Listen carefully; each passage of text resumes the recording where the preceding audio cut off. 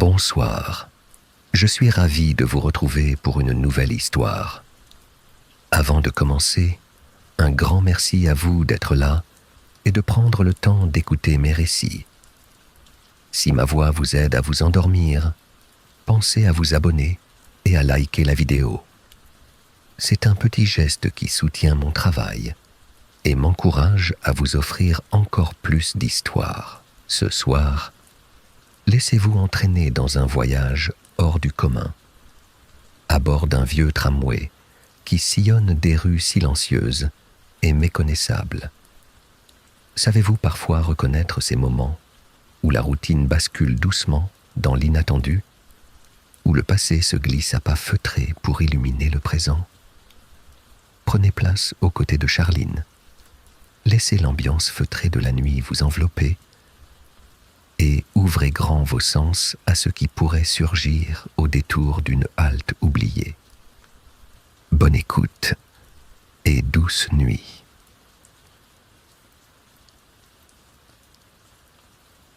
Charline posa son sac à ses pieds, enfoncé dans son manteau, la nuque raide sous le poids de la journée. Au bout de l'avenue, le vieux tramway numéro 7 attendait, soufflant doucement sur ses rails.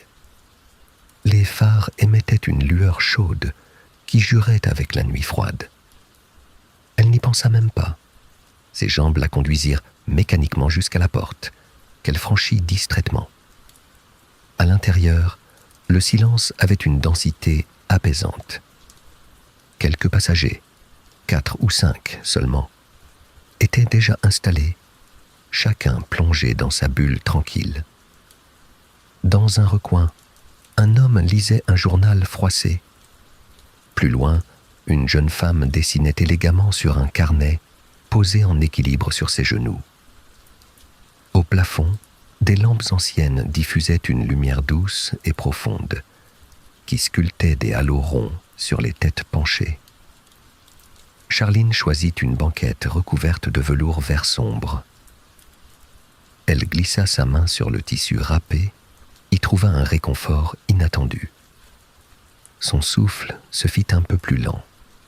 Dehors, la ville coulait avec ses fenêtres éclairées, comme 1000 promesses distantes. Traces d'autres quotidiens en mouvement. Le tramway s'ébranla sans bruit véritable.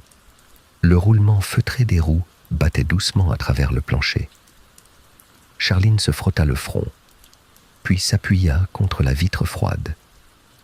Les rues défilaient hors de portée, alignant devant elles leurs devantures de familière.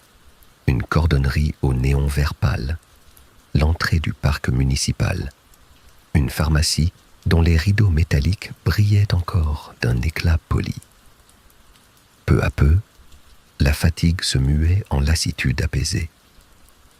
Elle observa les autres voyageurs plus attentivement, leurs mains croisées sur leurs genoux, le va-et-vient lent d'une page qui se tourne, la respiration égale d'une silhouette endormie près de la porte automatique. Personne ne semblait pressé d'arriver où que ce soit. Tout respirait la tranquillité blanche de fin de soirée. Machinalement, Charline sortit son téléphone pour vérifier les notifications. Aucun message nouveau, mais elle n'en ressentit ni frustration ni soulagement. Son regard remonta vers la ville nocturne. L'extérieur avait quelque chose de retenu, presque mis en scène pour que les pensées se déposent plus facilement.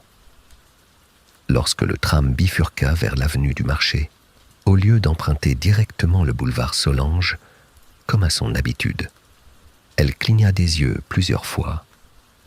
Une enseigne lumineuse disparut trop vite derrière elle. Puis, une place inconnue surgit entre 2 immeubles. Charline observa le chemin parsemé de réverbères, diffusant leur halo doré. C'était beau et étrange à la fois. Elle tenta de reconnaître les silhouettes architecturales, mais rien ne lui disait rien.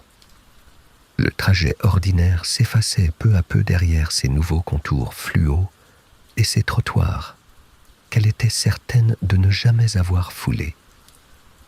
dans le tramway silencieux où rien ne trahissait l'inquiétude ou la surprise des autres passagers, Charline sentit poindre malgré tout une nervosité discrète mais étouffée par la douceur générale du wagon. Elle ancra son regard dans le paysage mouvant et attendit sans bouger que quelque chose vienne éclairer ce détour inattendu.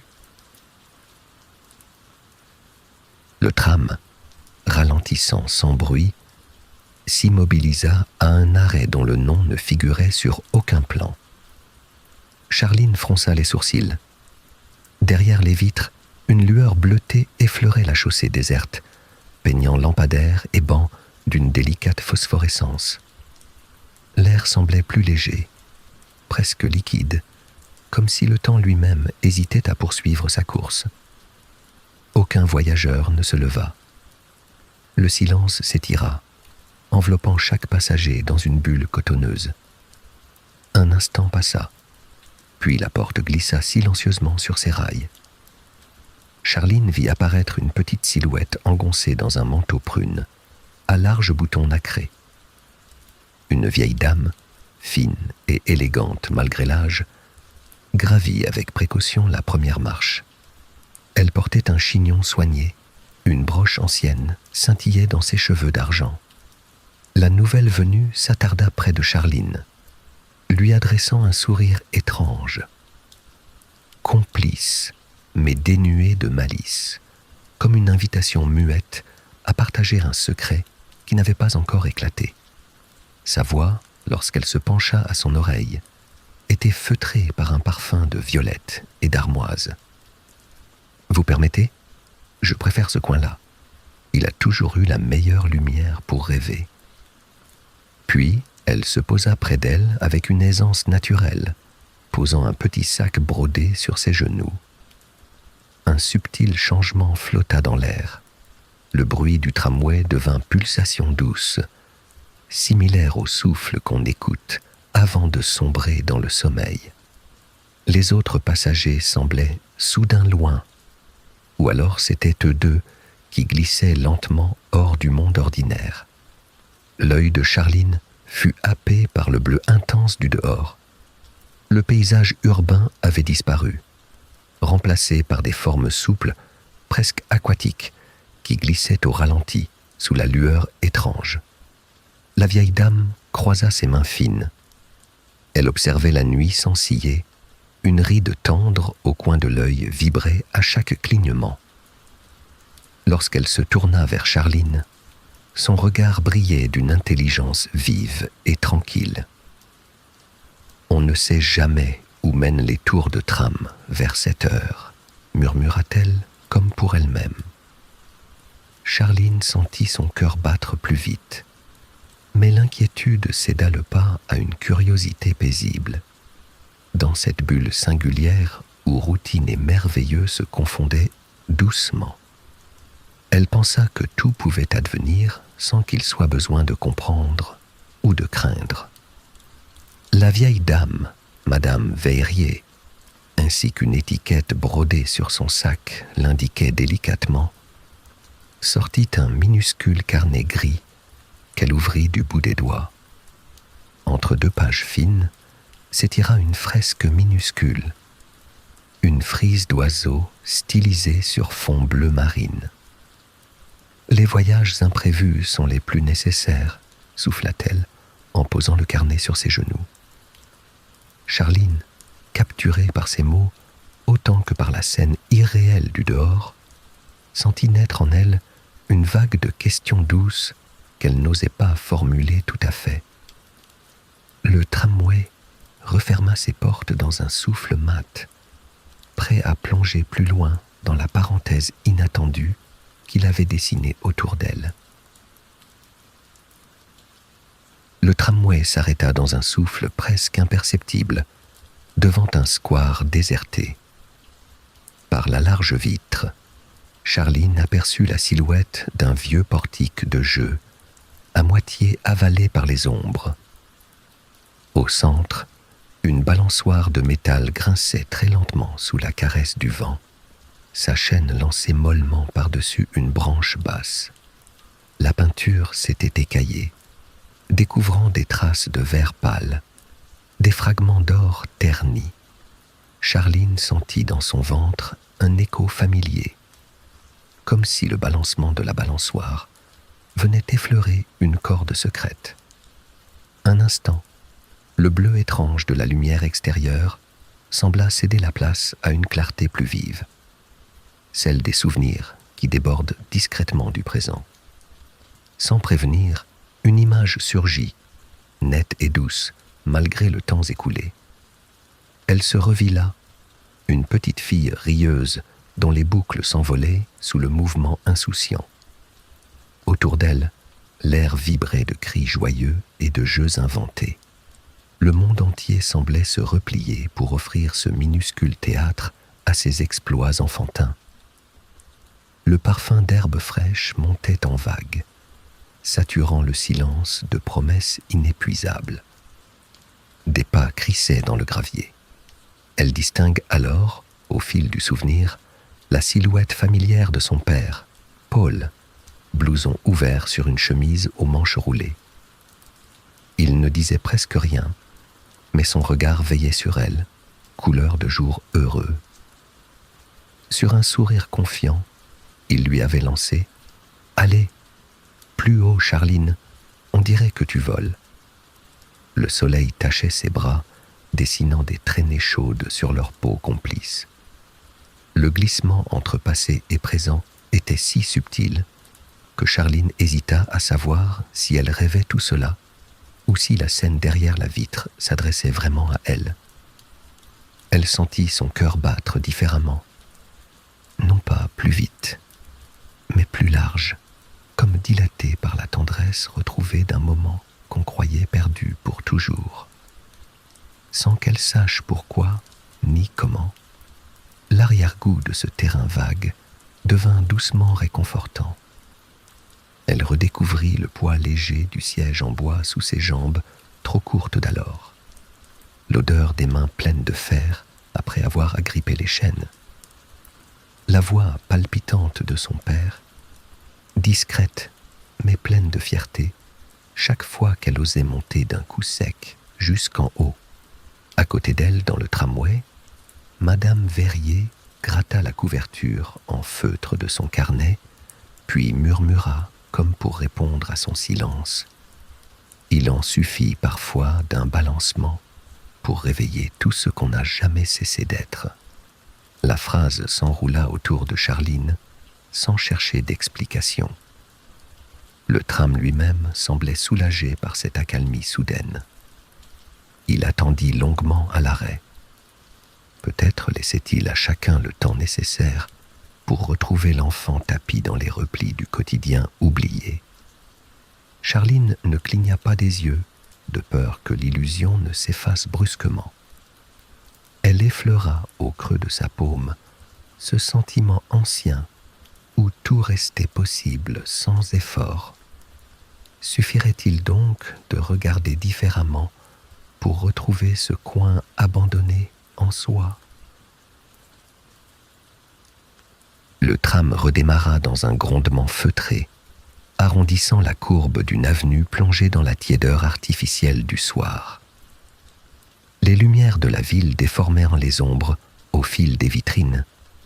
Puis, soudain, la rame s'arrêta près d'un kiosque à journaux, isolé sous un halo singulier. Ses vitrines regorgeaient de papiers empilés, somnolents contre les rayons bariolés de bonbons et carnets. Des titres anciens cohabitaient avec des feuilles fraîches, leurs couleurs passées semblant raconter d'autres époques. Charline sentit sa gorge se resserrer devant ce décor. Un rideau ténu semblait s'écarter juste pour elle, révélant l'adolescente qu'elle fut. Le parfum d'encre et de papier instaurait entre elle et le kiosque un étrange dialogue familier. Elle se souvenait, chaque mercredi, elle guettait là les magazines de voyage, découpait des articles sur les contrées inconnues, rêvassant sur les cartes pliées. Parfois, le marchand bafouillait son prénom, mal prononcé mais affectueux, alors qu'elle lui demandait un stylo ou un carnet vierge. Elle revoyait ses doigts tachés d'encre alors qu'elle remplissait, dans le renfoncement du square voisin, des pages entières de poèmes inachevés et de récits à peine ébauchés. Ses rimes maladroites se mêlaient aux klaxons lointains et au grondement du tramway qu'elle imaginait déjà parcourir l'Europe. La ville était plus vaste à l'époque.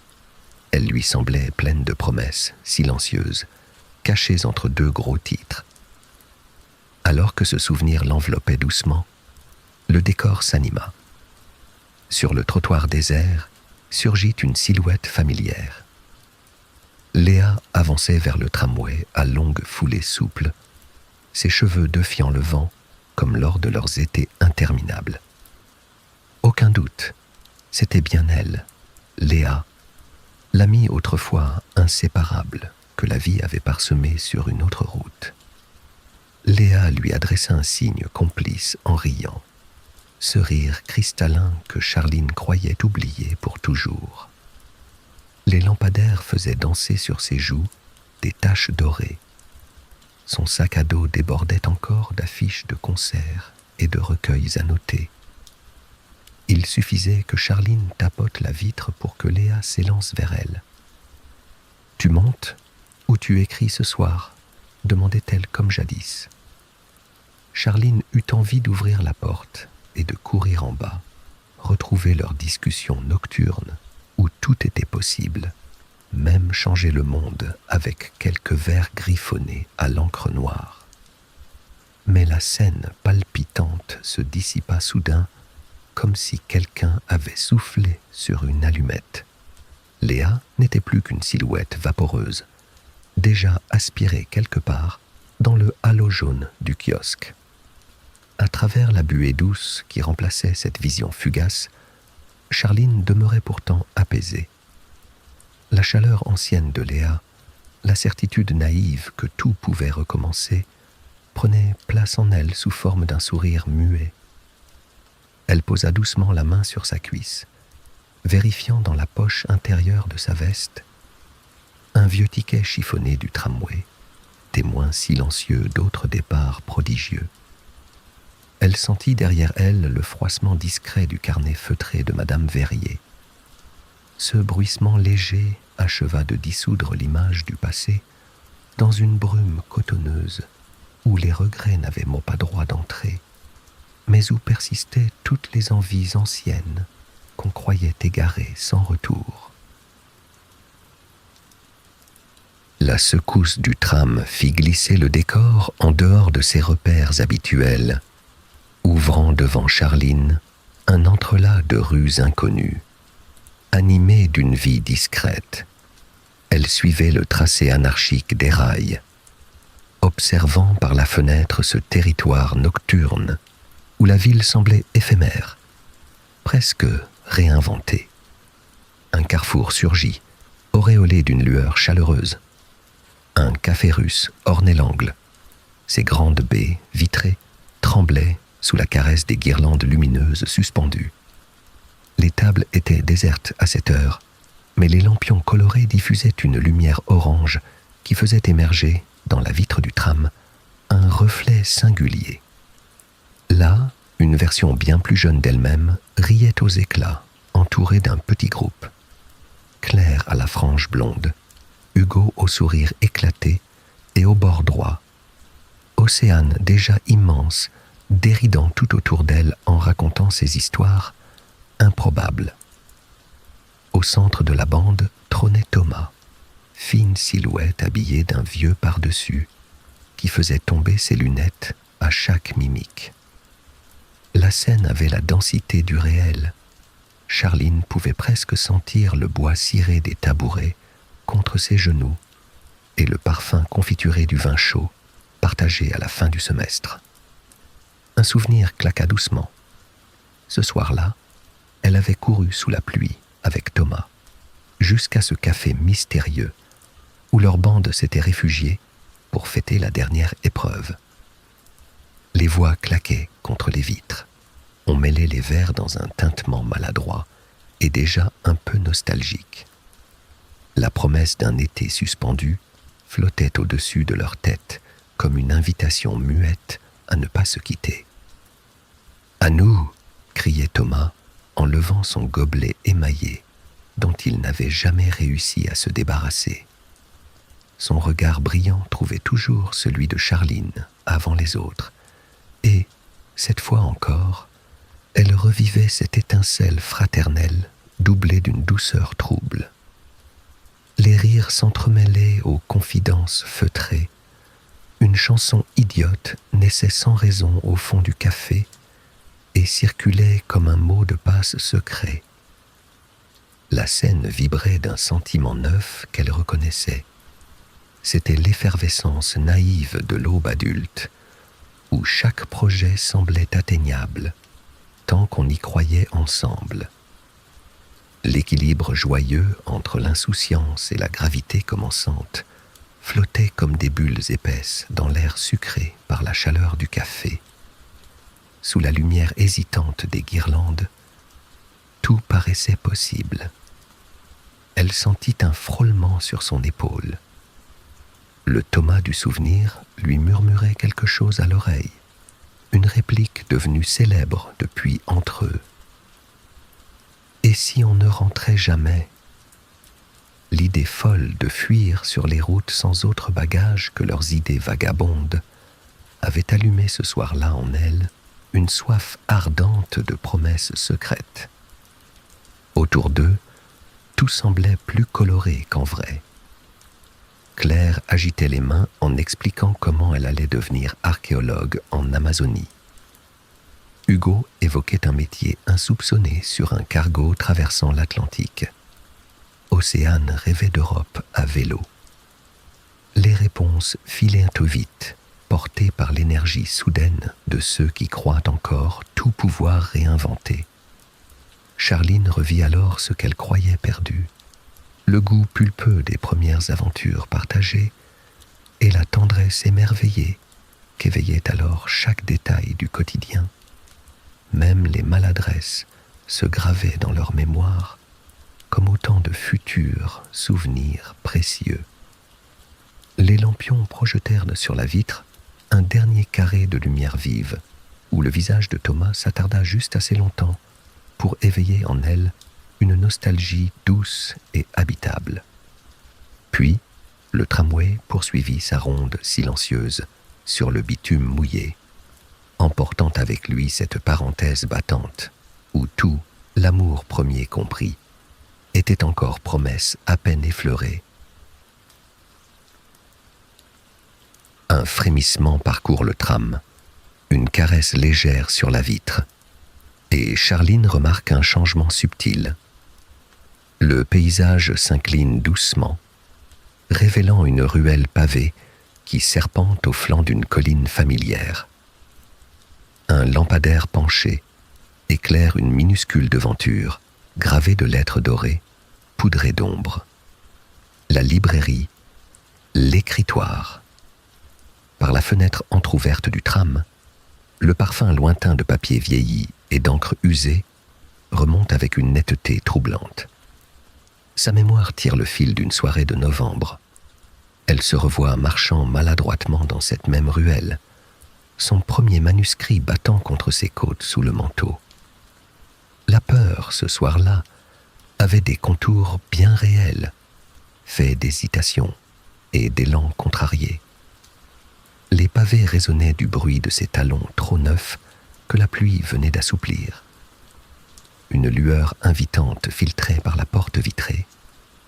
En franchissant le seuil, elle fut enveloppée par une chaleur inédite, non celle du poil rouillé dans l'angle, mais celle d'un monde tissé de phrases et de confidantes certitudes. À l'intérieur, le silence n'était jamais pesant, seulement ponctué par le froissement détendu d'une page tournée.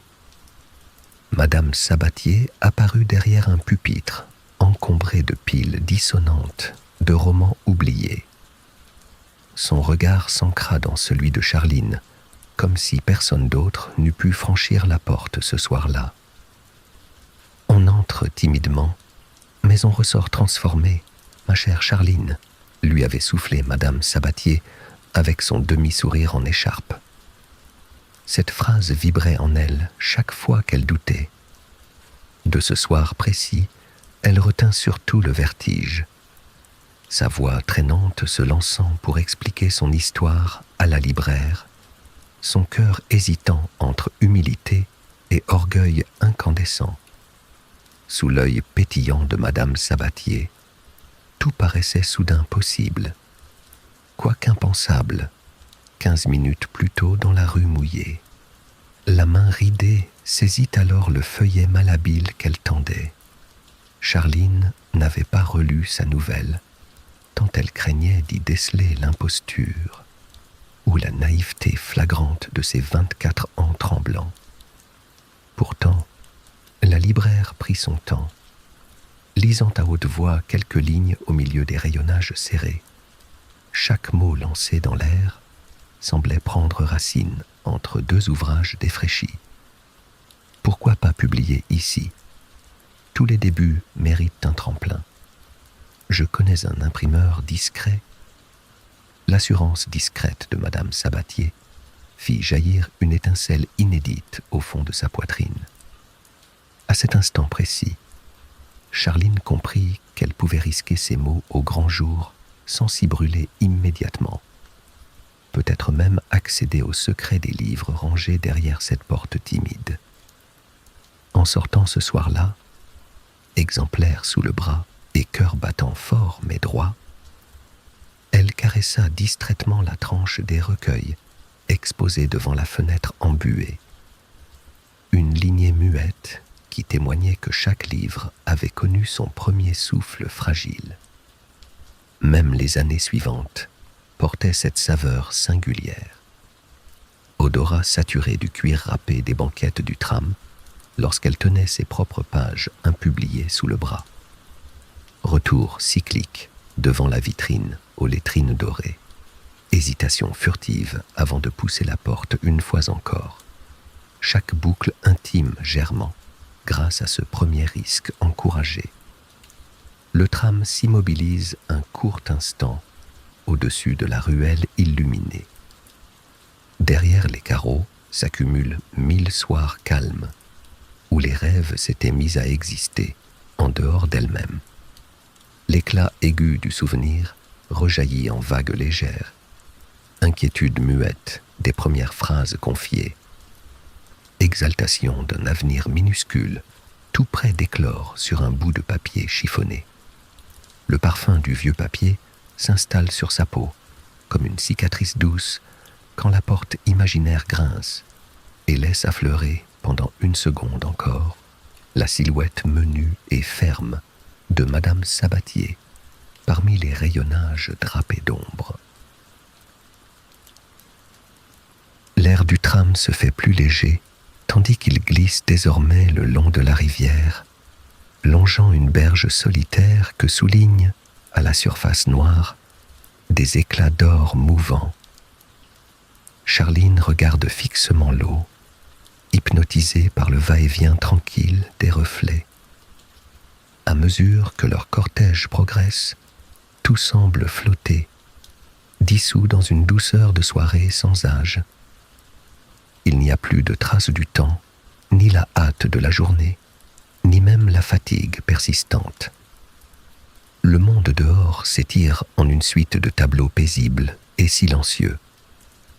Sur la rive, un chemin de gravier blanc serpente entre les herbes folles. Charline distingue au loin une silhouette familière. Sa mère l'attend, debout à l'ombre d'un saule inclinant ses branches jusqu'au sol. Camille a toujours cette allure déliée, presque discrète. Elle porte un panier d'osier contre sa hanche et sourit doucement dès qu'elle reconnaît sa fille. La scène n'appartient pas tout à fait au réel. L'éclat doré dore les cheveux de Camille, comme dans l'un de ces souvenirs précis qu'on chérit avant qu'ils se dissipent. Le tram s'immobilise à hauteur d'une passerelle. Charline descend, les pas portés par la tiédeur d'un soir d'été retrouvé. Une moiteur bienveillante enveloppe ses épaules, tandis que chaque foulée la rapproche de sa mère, rendant leur présence à elle-même plus nette à chaque seconde. Rien n'a changé ici depuis des années. Le bruit doux de l'eau en contrebas, le bruissement des feuilles au-dessus de leur tête. Camille s'avance pour l'accueillir, prodigue en regards tendres et gestes simples mais précis qu'elle seule possédait. Essuyer doucement une mèche sur le front de Charline, ou refermer le couvercle du panier d'un geste soigneusement répété. Elles n'ont pas besoin de mots pour s'entendre, à peine quelques échanges murmurés qui marquent seulement la joie ténue du moment. Tu te souviens ? On venait ici tous les étés. Les bateaux passaient très lentement et tu inventais toujours des histoires sur leurs passagers. Charline hoche la tête en souriant, prise d'une émotion silencieuse. Elle ferme les yeux pour respirer pleinement l'air gorgé d'eau et de fleurs sauvages. C'est ici qu'autrefois, tout semblait possible. Alors que démarrer la journée aux côtés de sa mère suffisait à apaiser toutes les incertitudes futures. Camille installe une couverture claire sur l'herbe et ouvre le panier. Sans précipitation, elle en sort du pain frais enveloppé dans un linge, 2 pêches mûres et une bouteille d'eau infusée au romarin. « Prends place », dit-elle seulement en tapotant le coin près d'elle. Là, adossée à Camille, qui rit du glouglou maladroit de sa gourde renversée sur l'herbe, Charline sent descendre dans son ventre, puis dans tout son être, cette sensation rare de totalité sereine. Les conversations prennent des détours paisibles. Parfois, elles se taisent, simplement, pour regarder passer lentement un remorqueur lumineux ou écouter un oiseau caché lancer son cri hésitant, quasiment blottis l'une contre l'autre sous le saule balançant ses rameaux jusqu'à effleurer l'eau brune. Elles revivent sans effort ces soirées paresseuses où rien ne pressait jamais, où la vie s'autorise à tenir enfin dans une bulle sûre et suspendue. Charline se sent enveloppée par cette sérénité ancienne et retrouvée. L'espace autour d'elle s'anime par petites touches imperceptibles. Le frisson d'un courant sous la surface du fleuve. Un éclat doré glissant contre la vitre du tram, arrêté plus loin sur la rive déserte. Dans le tram, l'ambiance feutrée vibre d'une chaleur nouvelle. Charline, blottie contre la vitre, observe du coin de l'œil les autres passagers qui, lentement, semblent sortir d'une longue torpeur. Ici et là, un sourire se dessine, timide mais certain, sur des lèvres d'abord fermées. Un homme relève la tête de son journal. Son regard brille d'une émotion inattendue. Une femme touche machinalement le bracelet qu'elle porte et ferme les yeux avec reconnaissance. Les chuchotements rampent doucement entre les banquettes, nappant l'habitacle d'un murmure rassurant. Charline distingue nettement leur voix, presque effacée. « Tu te rappelles la grande roue ?» souffle l'homme du fond. La femme assise près de la porte acquiesce en silence à une question entendue seulement d'elle-même. Les souvenirs circulent, légers et vivants, transcendant le langage ordinaire de l'ennui du quotidien. Les gestes s'allègent, les corps se redressent discrètement, comme si le tram ouvrait des tiroirs secrets à chacune de ses vibrations. Assise face à elle, Madame Verrier tapote ses doigts sur un sac en cuir râpé. Elle éclate d'un petit rire translucide et confie à sa voisine. « Mon mari me ramenait ici après nos disputes. On riait toujours dans ce tramway. C'était comme rentrer chez soi malgré tout. » Sa confession tombe sans bruit, mais semble dissoudre un nœud invisible autour du groupe. Charline perçoit alors la proximité insoupçonnée de toutes ces existences solitaires qui viennent ce soir se frôler dans le même espace suspendu. Le contrôleur Jean s'approche dans un froissement de tissu bleu marine. Sa moustache blanche frémit sur sa bouche avant qu'il ne glisse à Charline une parole enveloppante. Ici, chacun retrouve des fragments de soi. Il marque une pause, la regarde intensément, mais avec cette bienveillance qui coupe court à toute gêne. Personne ne voyage pour rien sur cette ligne-là. Certains trouvent leur courage oublié, d'autres la tendresse d'un passé qu'ils croyaient perdu. Le tram sait où il doit aller avec chacun de nous. Entre deux arrêts qui paraissent presque imaginaires, tant ils sont doux et déconnectés de la réalité urbaine, Charline perçoit soudain une évidence. Ce détour n'a rien d'un égarement mécanique, ni d'une anomalie de service. C'est une nécessité secrète, un besoin ancien qui pousse chaque passager à retrouver ce qui lui a fait défaut. Un geste de mère, le goût du pain chaud ou la lumière d'un soir d'enfance. La vitre devant elle reflète son visage légèrement modifié par la douceur ambiante. Dans les yeux des autres se lit le même soulagement trouble, celui d'éprouver en silence ce que l'on ne dit jamais. Tous participent maintenant à cet étrange partage tacite, une connivence sans âge, ni mot de passe, où les douleurs anciennes s'apaisent au fil des rails familiers. Le tram poursuit lentement sa route, tandis que dehors, la ville se fait floue, presque transparente, derrière la condensation des fenêtres légèrement embuées par les respirations paisibles des voyageurs rendus à eux-mêmes. Le tramway ralentit soudainement. Le grincement des freins se fond dans le bruissement des chuchotements, puis s'arrête. La porte s'ouvre sur une place large et étrangement silencieuse, bordée de lampadaires, effleurant les pavés d'une lumière nacrée.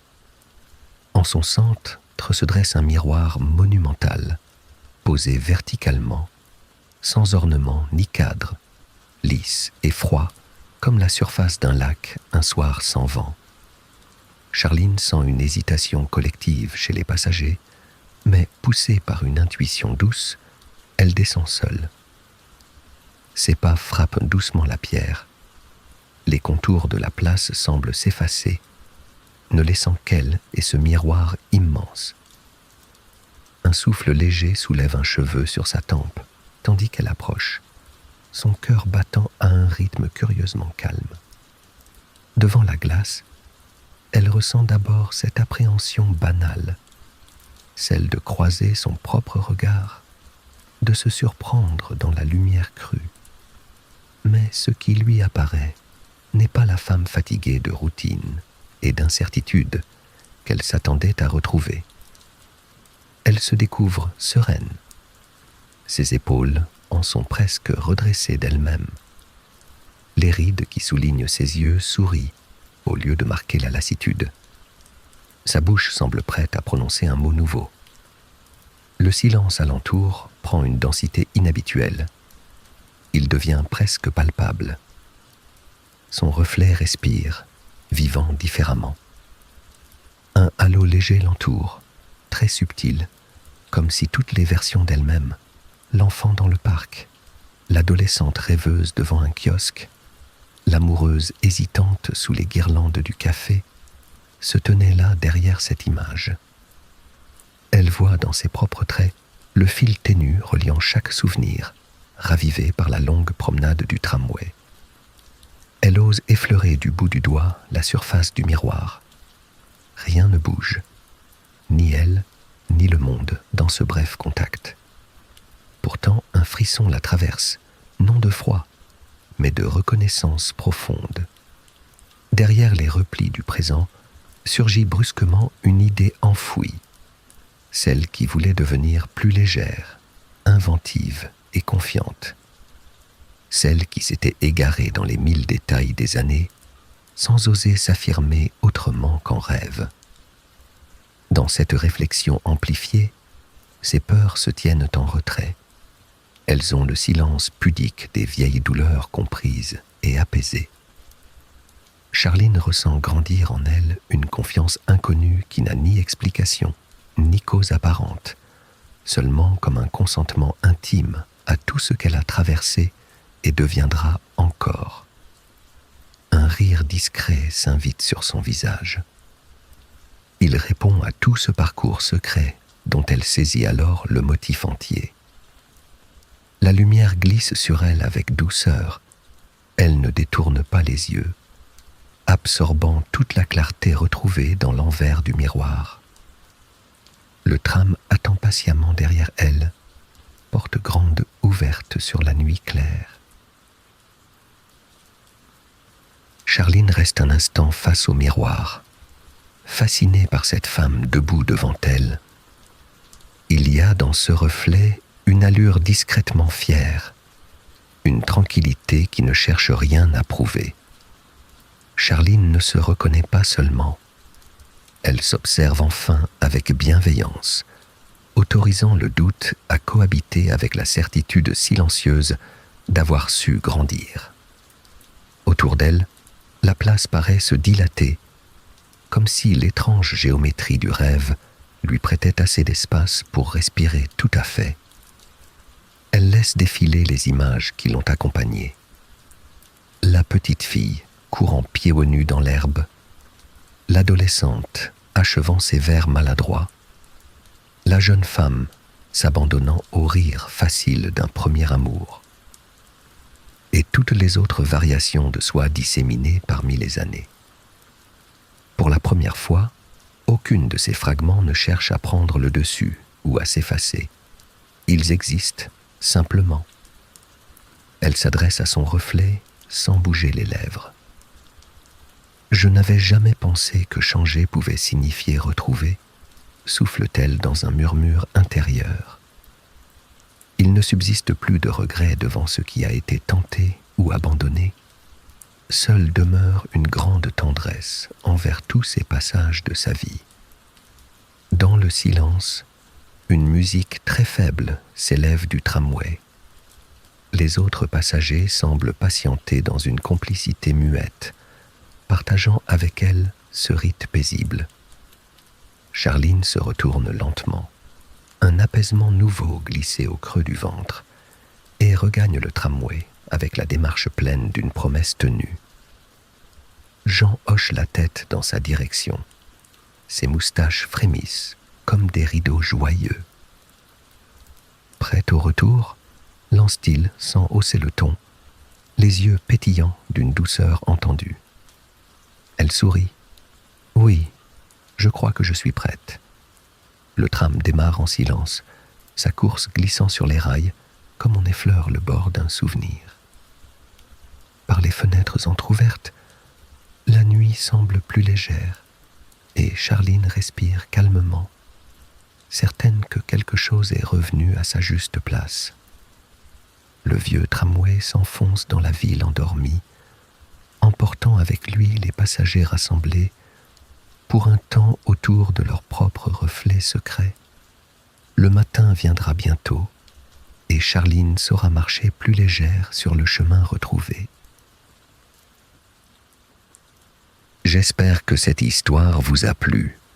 Si c'est le cas, n'hésitez pas à vous abonner et à liker la vidéo. Sur ces mots, je vous souhaite une bonne nuit et de merveilleux songes.